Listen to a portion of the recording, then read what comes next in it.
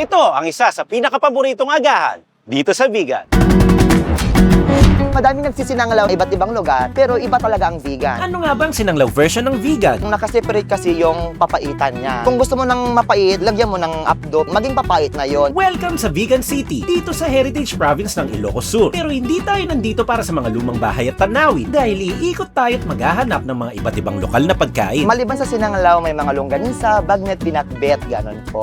Titikim din tayo ng authentic at original na warik-warik. Luya, sibuyas, at saka ang number one ay ang otak ng baboy. Pero bago yan, dito muna tayo magsinanglawan. Order tayo dun sa harap. Nag-uumpisa ng magkatao. Punta na tayo dun.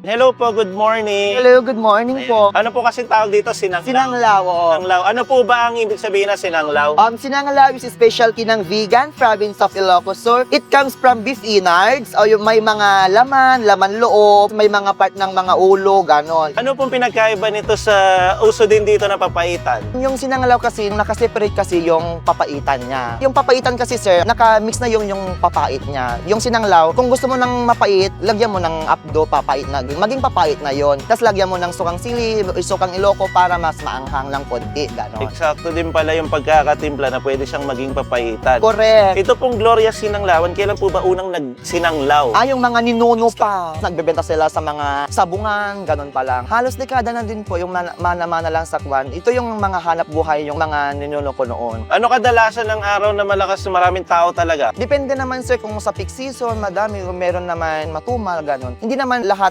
magpipiesta ka. Ganun yung negosyante. Hindi everyday magpipiesta ka. May mga araw na paldo, may mga araw na hindi paldo. Pero it's okay, ganun talaga. Dapat, if you're a good negosyante, go with the flow lang. Hindi mo dapat iisipin kung marami kang mabebenta ko. Dapat magbenta lang magbenta. Ganun. Sa awa ng Diyos, ganun. Magkano naman po ang order ng... It costs 90 pesos po. 90,000. Kunting na maging mahal pala, 90 pesos po. Sa 90 pesos po, wala pang kanin yun. Opo, wala pa. Kung may kanin po, 15 pesos lang. Bale, 105 lahat. Yung sinanglaw po ninyo, pure beef talaga. Paano po ba ang timpla ng isang masarap na sinanglaw? Ang sikreto ng pagluluto ng sinanglaw ay pagmamahal.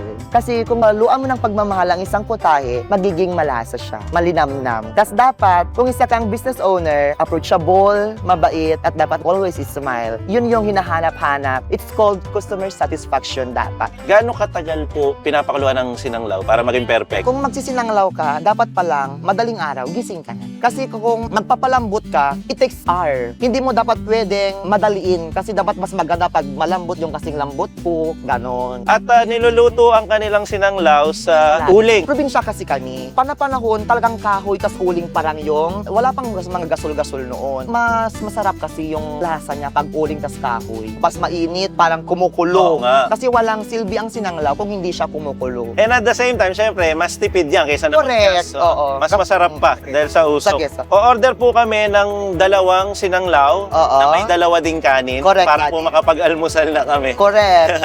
Maraming salamat po. Agyaman! Eh? Oo, subscribe nyo sa channel nila ha. Babait nilang popogi pa. Kung gusto nyo pong tikman ang aming masarap na sinanglaw, pumunta lang po kayo dito sa Gloria's Sinanglawan, Liberation Boulevard. Katabi lang po ng Crisologo Museum. Open po kami ng 6 to 1 p.m. po.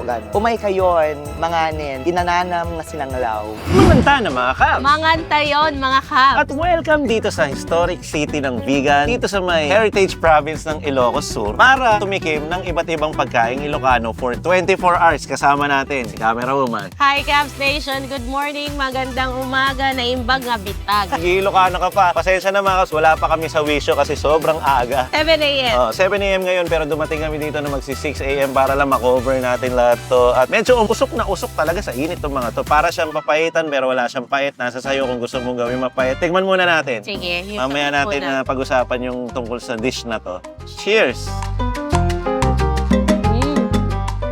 Yung lasa ng laman loob, no, na pinakuluan ng matagal. Alam mong clear lang yung sabaw pero hindi siya matabang. Malasa talaga siya. Hindi ko ma-explain kung ano yung nalalasahan ko, pero maumami, malasa. Masarap siya. Perfect siya talaga sa almusal. Alam mo yung literal na pagkagising mo, didiretso ka sa sinanglawan. May good side na anggo din talaga pagka laman loob. Iba yung nagiging effect no?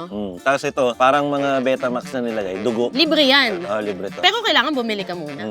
Ang ibig ko sabihin libre, syempre order lalagyan mo na ng ulam nila. Tapos kung gusto mo ng dugo, hingi ka lang sa kanila tsaka sabaw. Gloria Sinanglawan. Nandito lang tayo malapit sa Calle Crisostomo. Yung sikat na street dito sa Bigan na puro classic na bahay. First time kong kumain ng sinanglaw. Actually, parang na-figure out ko, medyo may hawig siya ng konti sa gotong Batangas. Pero kasi ang similarity na pwede nating angkop na lasa or mai-compare na lasa dito is yung papaitan. Kasi ikaw maglalagay ng pait. Pero pwede mong lagyan ng pait kasi meron sila ditong, kung tawagin ay apdo na may pis-pis. Siguro familiar naman kayo kung ano yun, no? Lagyan natin ng isang kutsara. Pero usually yata dalawa eh. Pero dayuhan lang po kami. Isa muna. Subukan muna namin sa konti lang. Kasi ako di ako kumakain ng papaitan eh. Di ba sinabi ko sa previous vlog yun, di ako nagpapapaitan. Pero sige. Tingnan natin kung may effect. May konting effect lang. Pero wala pang pait. Wala pa. Isa pa. Kaya mo pa isa? Aba, ang tatapa, hindi naman lokal. Optional to mga kabs, hindi naman kailangan lagyan. Tapos, bago natin tikman yan, sabi, pwede maglagay ng loko. Kung gusto mo mas maanghang, lagyan mo ng sokang sili. Sukang Iloko yun, no? Yesterday. Oh. Kasi ito naman, kung gusto mo na mapait-pait, kung gusto mo maging papaitan, lagyan mo ng apdo. Ayan. Hindi papait. Hawig na hawig sa papaitan. Tapos, papartner mo sa kanin, ito na talaga yung breakfast. Correct. Dito sa Bigan, no? Masarap Ayan. kung nagtitinda, busog ka. Ayun naman talaga. Eat like a local, mga kabs, no? Lagyan din natin ng sukang Iloko. Pwede na muna siguro isa kasi hindi naman natin kabisado yung ratio nito eh. Sige. Inaaral natin by experience. Gusto ko pa lang yung tinitikman kasi gustong ma-explore yung lasa. Hoy! Ando na. Mas sumarap siya. Oo. Konting pait, pero yung pait na sarap, parang gano'n. Oo, parang mag-e-enjoy ka. Depende kasi hindi naman kumakain to ng pinapaitan, pero ako, okay sa akin to. Hindi kasi totally nag-iba yung lasa from the beginning na wala kang kahit Sobrang na- iba. Gusto mong bumalik doon sa dati lasa, ito. Oo. May lasa siya kanina na umami. Yung malasa talaga ng sabaw. Tapos nung nilagyan mo ng pait, iba yung lasa. Tapos nung nilagyan mo ng pait tsaka ito, mas lalong nag-iba yung lasa. Iba yung pait tsaka asim pag pinagsama. Parang ang hirap ipaliwanag, dapat hindi okay yun, pero okay talaga. Okay siya, oo. Dito, Cabs Chess, meron silang parang mga nakalagay. Para kang kakain ng steak. Kasi ang bibigay nila sa'yo dito, tipak-tipak na laman eh. Parang ganito. Oh. So, ikaw ang mag-gigimay. Ikaw na mag-iwa. Madali lang naman pala eh. Oh, yan oh. May taba, may litid, may laman. Lagay natin sa kanin. Lagay natin yung tinimplahan natin sabaw. Siguro perfect yan pag sa kanin. Kanina sabaw-sabaw lang tayo eh.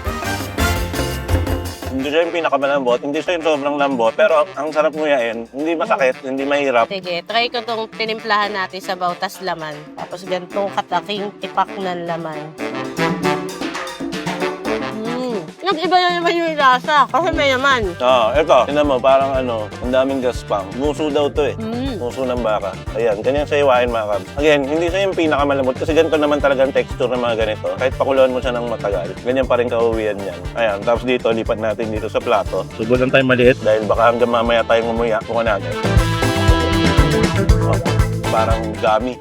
Ang gami siya. Kaya ako siya na-compare sa Gotong Batangas kasi napansin ko, bawat serve nila, nilalagyan ng sibuyas. Di ba ganun sa Gotong Batangas, may sibuyas na nakaseparate. Pero dito, hinahalo na nila sa sabaw. Nakatopping siya. Nakalagay siya dun sa so parang sila na yung maglalagay kapag sinerve nila sa'yo. Nakakadagdag naman kasi siya ng texture kasi ang lutong ng sibuyas.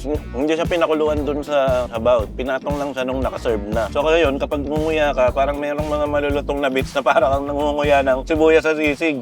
Dito sa Bigan, parang ang very common kasi na makikita mo yung breakfast talaga nila na kinakain is sinanglaw.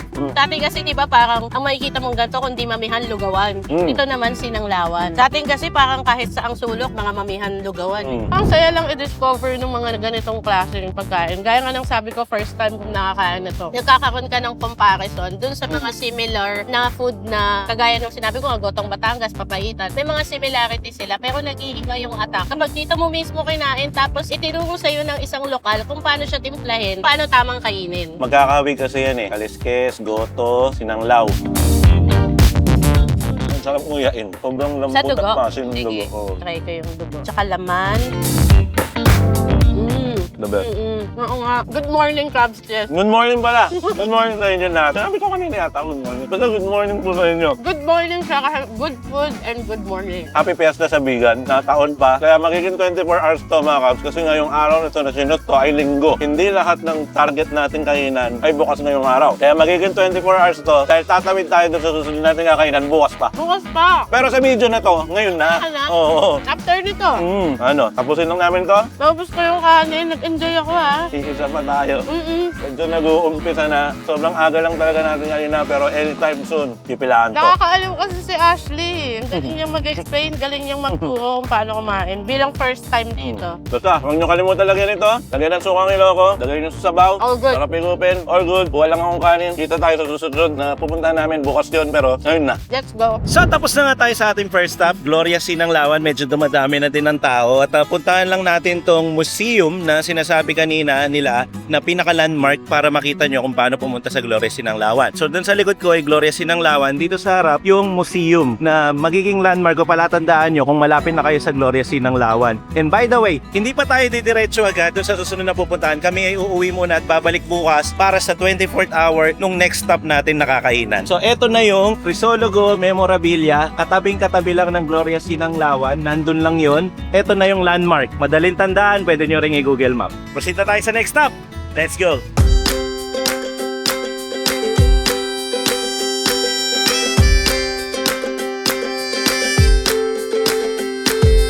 After 24 hours, kinabukasan na to mga Cubs. Nandito tayo sa isang karinderya para tumikim ng famous na warik-warik at saka igado. Nandito pa rin tayo sa vegan. Titikman natin tong karinderya na to. Pasok tayo sa loob at umorder na tayo. Si Ate Rowena nga pala, nagsiserve dito ng mga ulam. Mga ilang ulam to ate? 20 siguro. 20 plus na ulam. Magkano ang order ng ulam dito? 75 sir. Saka 70 yung pork. Naghahanap kasi kami ng warik-warik o yung dinakdakan natin. Meron tayo niyan. Meron po. Ito po. Ito. Warik-warik o dinakdakan. Kadalasan alam natin dinakdakan pero dito warik-warik tsaka igado. 70 pag ganito. Yes sir. Igado at tsaka warik-warik. Tapos ate, meron ako napansin banda dito sa dulo. Puro sili siya. Opo sir. Anong tawag dyan? Pakbet na sili sir. Pakbit na sili? Ah, meron palang ganon. Magkano yan pag ganyan ate? 50 sir. 50 pesos naman. Order ako ng 2 paksiw na sili, 2 warik-warik, tsaka 2 igado. Ate, anong oras kayo nagbubukas? Alas 7 sir. Hanggang 7:30. Ito may utak talaga to ng baboy, di ba ate? Opo sir.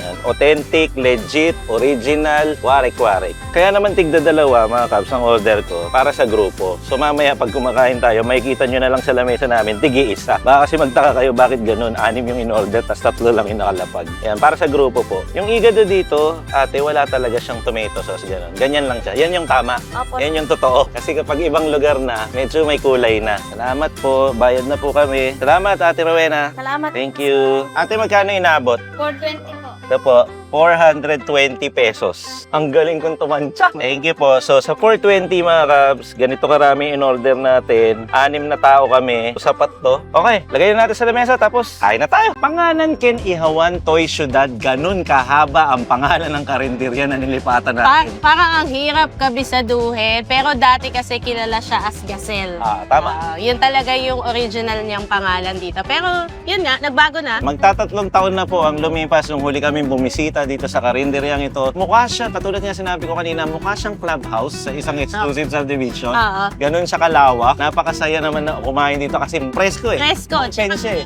Kayang i-accommodate ang maraming tao. Parang kanina, di ba, daming bumibili. Dami din. Kahit Ano na, merienda time na, pero Kumakain. lunch time pa din. Dami kumakain, nakakatuwa. Andito pa rin naman tayo sa historic city ng vegan. So, puro vegan po ang natikman natin ngayon. Pero hindi mismo dun sa kalye, na kilalang kalye, na kalye Crisologo. Nasa labas tayo. So, sa mga kanto-kanto sa labas nun. Anyway, ang mga in-order natin sa karinderya na to ay syempre mga authentic, mga nandito lang talaga sa Ilocos na food. Katulad na lang nitong warik-warik. Warik. Dinakdakan kung kilala na. Pero dito, warik-warik. Umorder din tayo ng igado. Igado. Tingnan nyo yung igado nila. Mukhang kilayin. Yun nga, actually, di ba dati parang pinag-versus mo yan kasi medyo hawik Why? sila ng similar ng ingredients halos eh. Ay, ito bago. Well, sa Ilocos hindi man to bago, pero sa amin, para sa amin bago to. Meron palang pakbit na puro sili lang. Siguro, umpisahan ko to sa medyo maganda kasi talaga yung sa warik-warik ko. Parehas Kung tayo. tayo, warik-warik. May cartilage show, tapos may utak talaga to ng baboy. Nakita na namin kung paano gawin to. Let's go. Cheers. Cheers. smoky, creamy, asim. Ito yung dinakdakan o yung warik-warik na lasa na na-miss ko. Kasi diba, karamihan ngayon kasi yung mga dinakdakan talaga na ginagawa para hindi madaling mapanis, mayonnaise. Pero ito kasi, ang paggawa nito, purong pig's brain. Utak talaga ng baboy. May halong cartilage, merong taba, may laman, at merong atay. Ngayon, kabaliktaran naman siya kung ikukumpara natin siya sa sisig. Sa sisig naman, kalamansi. Ang souring agent naman itong warik-warik nila, suka. Suka. Parang cane vinegar pa nga yata yung ginamit dyan. Tapos, yung pagkakaihaw ng karne, napaka-perfect. Hindi siya Lasang-lasa malambot, mo eh. pero Smokiness. ang sarap niyang kagatin. Oo. Tsaka lasang-lasa mo yung smokiness. Alam mo yung pait na nasunog siya sa nagko-complement dun sa lasa ng pig's brain. Alam mo kung bakit malasa yung karne nito? Hindi naman pinakuluan yan. Direkta siya sa apoy. Oo, nakarekta. So, bumili ka ng baboy, kung gusto mo lang. So, kung bumili ka ng baboy, nirekta mo dun sa ihawan. Hindi mo siya pinakulo. Tapos yun na yun, no? Yun na eh. Tapos tinadtad, pagkatadtad, hinalo, nilagay na yung mga pampalasa, yun na yun. Pero promise, hindi siya matigas. Kayang-kaya. Sarap nga ng texture sa bibig eh. Kasi yung pagkakaihaw dito, hindi naman siya yung biglang ihaw eh. Parang slow cook na ihaw pa din. Minimake sure na naluluto yung loob. Tapos, toast na lang bandang dulo para nandun pa rin, nag-i-stay pa rin yung smoky side. At alam mo ba, Cabs Chess, itong warik-warik kasi, actually may difference talaga ang warik-warik at dinakdakan. Ang warik-warik, kilala talaga dito sa Ilocos na dish. Ngayon, ang dinakdakan kasi, yun na yung pinakabagong kilala sa kanya. Kumbaga parang, kung kikilalanin mo siya as warik-warik dito sa Ilocos, warik-warik talagang tawag sa kanya. Pero bilang nagkaroon na ng substitute ingredients, naging dinakdakan na siya. Hindi mo pwedeng tawaging warik-warik kung ang ihahalo mo mayonnaise. Kailangan talaga, ang gamit sa kanya yung utak ng baboy. Dinakdakan, pwede siyang mayonnaise. Oo, Yan ang dinakdakan, pwede siyang Pilipinas mayonnaise. ginagapda. Yun ang alam natin. Mm-mm. Anyway, enough of that. Sobrang sikat muna, warik-warik. Dito ka muna. Wag ka kainin, gano yan? Tatabi muna kita. Dito muna tayo sa pangalawang karne natin. Ito ay kung tawagin igado. At isa na sa napaka-obvious na makikita mong difference nito, hindi siya kulay mamula-mula o ma-orange-orange, wala siyang food color, wala siyang tomato sauce. Bagkus, ang ginamit, totoong kamatis. At makikita mo yung piraso ng kamatis sa pagluluto. At pansinin mo, medyo mas mamantika version siya. So, feeling ko slow cook talaga siya. Kaya siya nagmamantika. Tingnan natin. So, a mix of potato, atay, at konting Sige, ako din. karne na may konting baga at mantika all in one sa isang subo. Cheers. Cheers! Sarap nito. Yung baga talaga yung nagdadala sa texture niya, tsaka yung lasa. Yung Baboy. similarity kasi nito, yung sa kilayin tsaka ito, halos parehas lang kasi sila ng parehas yung lasa, ingredient. oo. Ang kaibahan lang sa kilayin kasi tinatagtad yung baga, tapos ginagawang puluto. Pero ito kasi hinahalo na mismo sa gisa. Pero ang kalalabasan parang ganun din. Almost kilayin type siya, lalo na naging mamantika siya. Gusto ko sa mga nagmamantika, parang siyang pakinggan, di ba? Kasi sabi mo, Nagmamantika. Pero behind that, yun yung masarap doon. Kasi alam mo, slow cook siya. Matagal siyang niluto hanggang sa magmantika siya ng kusa. Nag-extract na yung extra flavor ng fat na ginagamit doon sa ingredient, which means na talagang kulong-kulo, lasang-lasa, kumapit lahat ng pampalasa. Ang sarap nito. Ako nasarapan ako. Masarap siya. Sarap siya. Hindi na naman tayo sa bakbit. Eto, nakita ko to kanina eh, parang Wala sa plano ko to eh, na-curious lang eh. Sabi ko, bakit may kumakain ba ng puro sili na ganito? Ang tanong dito, maanghang pa ba to? Ah, sige. Hindi ko Oo, natin. lalagyan ko kayang kanin. Lilito na yung cameraman natin. Ano? Mayroon kasi siyang sandukin eh. Magtitang kayo ba talaga kinakain? Kinain ko. Kinain na namin eh. Wala siyang anghang. Ayaw namin magmagaling-galing namin alam to, so kinain na lang namin. Okay lang kahit matawa kayo mga kab. Yung similar taste na overcooked na sitaw. Nagdala talaga kaya sa pakbet yung bagong isda. Yung sabaw niya, yun eh oh. Para kang nagpakbet na puro ang palaya. Sige lang. Ang pait eh, sa dulo. May pait siya na, ewan ko kung nalasahan mo ah. Or baka dahil mix-mix na yung nasa ko. Kaya kasi may nangyayari ganon. Ang sili kasi pang sigang, pag kinain mo talaga yan, may pait talaga yan. Siguro ako, masanay din ako, nakakalimutan ko na lang na tatalo ng bagong isda. Pero sigurado, or siguro, meron nga siyang pait. Yung sili yun, kasalanan ng sili yun. So parang ito, pakbet style, pero in a way na may pagkasalad type. Parang appetizer ba? Warik-warik tsaka igado, two of the best. Dito sa Panganan Ken Ihawan Toy Ciudad, Bigan. Kaya na kayo hapain na. Ang hirap talaga. Makakaspunta na kayo dito sa Panganan Ken Ihawan Toy Ciudad, Bigan. Di ba? Ang nga ba? Paano nga ba siya puntahan? Nilagay po namin yung details niya, yung address niya sa description box. Tsaka sa Google Maps, nandun siya. Anyway, patapos na siguro tayo. It's been 24 hours mga Cubs na naghahanap tayo ng mga pagkaing Ilocano. Ano ang masasabi mo? Na-enjoy Experience natin sa Ilocos Sur? Na-enjoy ko. Actually, galing na tayo dito 3 years ago, di ba? So, wala pa rin pagbabago kung ano yung naranasan natin before. The same as lang na parang yung na-miss ko 3 years ago, kumbaga yung cravings ko na-satisfy na dito. Kasi masarap. Masarap yung mga Huwag pagkain. nating itanong, by this time, sa mga oras na to, na-upload na po natin ang Biyaheng Norte. Saan mo gusto? Norte o Sur? Sa Sura. Mas maraming spots. Hindi lang mabubusog yung tiyan mo, mabubusog yung mga mata mo. Kasi ang dami pwede picturean. Ako Sur siguro hindi lang dahil sa pagkain. Siguro dahil din sa pamamasyal natin. Mm-mm. Pati sa Calle Crusodo ko. Siyempre sa Sur din yun. Mm. Kaya mong magbakasyon dito na kasama yung mga anak mo. Mm-mm. Para sa akin yun yung points nun. Hindi lang naman yung pagkain. Kasi pagdating sa pagkain, pares lang naman sila masarap. Mm-mm. Sur tsaka Norte. Pero dun sa pasahan. Hawaii mahal namin ng mga Ilocano. Ilocos region is only parang isang ano lang din yan. Ah. Sa probinsya, pare-pares Ket, lokal.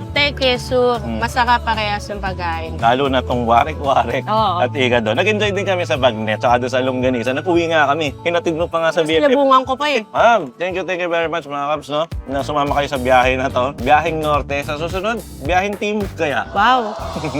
Biyaheng Norte. Bicol? Pwede na ba? Oo. Pwede punta tayong tawi-tawi. Pwede din. Pupunta tayong Palawan. Pato? Ba't magkakaiba tayo sinasabi? Pupunta Malayo. tayong Cagayan de Oro. Pwede. Pwede yun. Buti mo lang sinasuggest yun eh. Norte yun to eh. Norte yun. Tapos na Norte, tayo oh. sa Norte. Hindi pa tayo tapos dito. Grabing ano yun, demanding na. Grabing demand yun. Sobrang demanding. Kung saan man kami mapadpad, basta kasama kayo, okay na yun. Kahit saan pa yan, kahit sa bakuran lang natin. Uy, bakuran? Bakit? Yard? Ingat kayo palagi, maging malayo sa sakit. Mag-enjoy lang sa pagkain. Kapag nagutom kayo, kumuha kayo sa rep, initin nyo, lagay nyo sa microwave. At nag-e-enjoy kayo na kahit hindi namin kayo kasama, parang kasama na rin namin kayong namamasyal, Yan ang go. kumakain, tinitikman ng lahat. Kung ano yung nakikita namin, sana nakikita nyo rin. And sana pagdating ng panahon, mabisita nyo rin at matikman yung mga pagkain na tinikman namin. Yan ang reason kung bakit natin siya tinawag na Travel for Food. At mula dito sa Bigan, ako po, si Cabses. At ako naman si Camera Woman. At ito po ang Team Danas TV na lagi magsasabi at magpapaalala sa inyo. Na huwag niyong kakalimutan at lagi niyong tatandaan. Bengi! Thank you. So drinks! Cheers tayo! Cheers! Cheers! Cheers!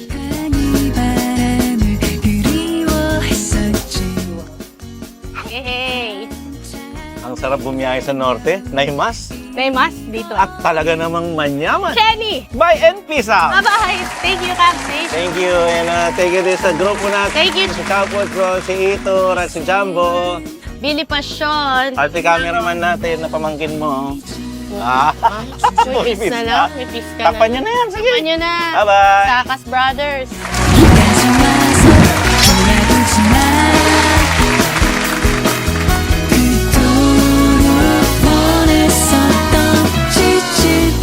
지친 나를 봐 헝클어진 내 머리를 봐 이렇게 Ito yung mamahakit si Itirimino. Meron silang kilawin. Yung baliktad, uy, okay to ah. Yung baliktad, dinardaran, yung version nila ng dinuguan. Ito po yung sabaw ng katsu. Kahit paksiw ang tawag nila dito, parang ito yung papayitan soup nila. Free soup yan, ma'am? Yes po. Paksiw. Unlimited po. Pero yun yung parang papayitan. Yes po. Dito sa harap, makikita nyo yung hinihiwa-hiwa doon na karne. Kasama yun sa mga ino-order. Ang tawag doon ay kilawin. Kilawin. Ito parang dami nun ah. Bonus clip mga to. Ang laki ng utak na kinuha ni Jamon. Hindi mo talaga tol, oh. Buta ka lang. Yari tayo dito sa buta. Kawawa ka dyan, tol. May emergency ka dyan. Ano yan eh, pampapilay. Tapos naman na ako mga kas. Gusto ko lang nagsasabaw-sabaw. So ang order dito, nasa sayo kung palalagyan mo siya ng dugo. Yung mga ganyan, laman loob. Yan, katulad ni Jumbo, yung sa kanya wala. Puro yung sa kanya, sabaw tsaka laman. Yung sa amin, meron. Yan, nagkautak ka pang malaki. Oh. Ganito ang energy sa umaga. Medyo kalmado lang. Pero mamaya mag-iingay din tayo. Kasi sobrang aga naman talaga dito. O siya, mamaya ulit. So Megway muna tayo bago umuwi, no? Bibili tayo ng may dadala natin pabalik ng Pampanga. Bibili kayo pa sa loob, tol. Mga makita eh. Ayun, oh, brownies. Ayun, masarap yung brownies. Chappy Chipichi, oh. Ay, may palibre pala si Chow Food Crawl, oh. Ano tawag dito? Royal Bigay. Royal Bibingka. Tingnan natin dito. Para siyang para siyang tart. Kita mo, may nakaamoy, oh. Itigman nga. Sige nga. Sarap! Ay, wala Sige, wala pa. Yan o. Unti-unti na po na-practice si Jumbo sa pag-detail. Kada bonus clip, sinasabi niya yung mga detalye ng kain. Lasa, tol. Buko ba to? Parang ganun yung texture. Sige nga, patingin. Ang lugkit mong pears niya.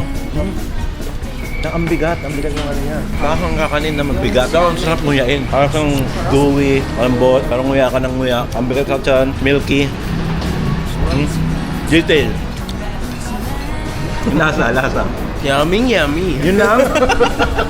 Diba itong mga pinapractice ko sa bonus clip, di na natuto. Puro yummy, tsaka masarap. Nga, ang sarap lang ng texture doon sa gilid na may makunat. Ito, may makunat dito. Kasi ito malambot.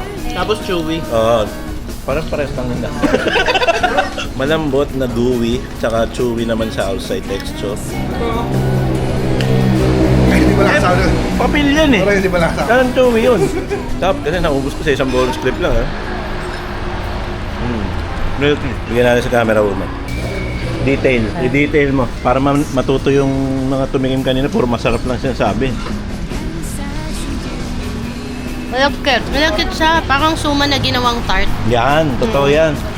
Milky pa. Ako malambot. Ayan, ganun sana. Pinapanood yun to Jumbo Kasi Kayla, naman namin. Pakinggan nyo yung sinabi niya. Rewind nyo na lang. Okay, let's go. At bago tayo tuluyang umuwi, pabalik ng Pampanga, syempre, pababa na tayo, nasa Ilocos Sur tayo, daan na rin tayo sa Narvacan Farmers Market para bumili ulit ng bagnet. Ang dugo namin ay type B na, nananalaytay na po ang bagnet. Sa araw-araw po namin ang pagkain ng bagnet at hanggang umuwi kami, bibili pa rin tayo ng bagnet dito sa Narvacan. Hindi ko na na-video, ito na lang na-video ko. Doon namili kami ng bagnet, napakarami. Sarap Tahan bago ako. 1, 2, Toning ka. 1. Okay. Game. 1, 2, 3. Ito ang isa sa pinakapaboritong agahan dito sa Liga.